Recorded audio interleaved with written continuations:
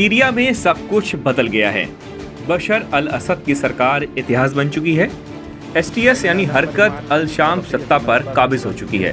लेकिन इन सब के बावजूद अगर कुछ नहीं बदला तो वो है इजराइल के तेवर और इजराइल के हमले। इजराइल की आईडीएफ ने एक बार फिर सीरिया में जमकर बमबारी की। आईडीएफ ने सीरिया के अल कहरदा क्षेत्र के एक मिलिट्री साइट पर जोरदार हमला किया।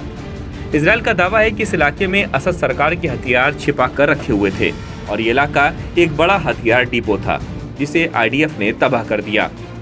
इजराइल का कहना है कि वो अपने नागरिकों की सुरक्षा के लिए प्रतिबद्ध है और सीरिया में उसे जहां भी उसकी सुरक्षा को खतरा दिखेगा वो कार्रवाई करने से हिचकेगा नहीं।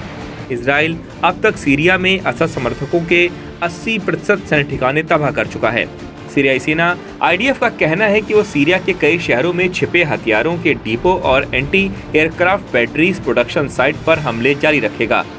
जहां एक तरफ सीरिया के एक बड़े हिस्से पर विद्रोहियों का कब्जा है तो दूसरी तरफ इजराइल लगातार आक्रामक रुख अपनाए हुए है।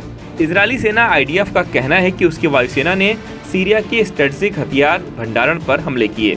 दरअसल सीरिया पर हमले के पीछे इजराइल की आक्रामक रणनीति की बड़ी वजह खुद एचटीएस और अलकायदा भी है, क्योंकि सीरिया में अलकायदा से जुड़े सुन्नी विद्रोही गुट एचटीएस का कब्जा है।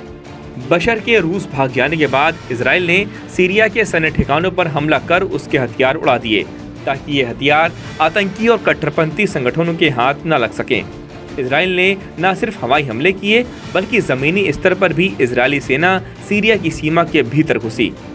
इजरायली सेना ने गोलान हाइट्स के नज़दीक 10 किलोमीटर भीतर सीरियाई ज़मीन पर कब्जा करके बफर जोन भी बना दिया।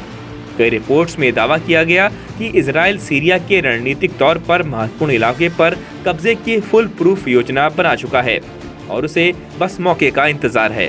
इससे पहले आईडीएफ ने दमिश्क, होम्स, टार्टस, लटाकिया और पलमायरा में बड़े पैमाने पर anti aircraft batteries, missile, drone, fighter jet और टैंकों को हवाई हमलों से तबाह कर डाला था। इजरायली सेना का अनुमान है कि वो बशर अल असद के 80% तक सैन्य ठिकाने नष्ट कर चुकी है। इजराइल ने इस ऑपरेशन को बशान एरो नाम दिया है।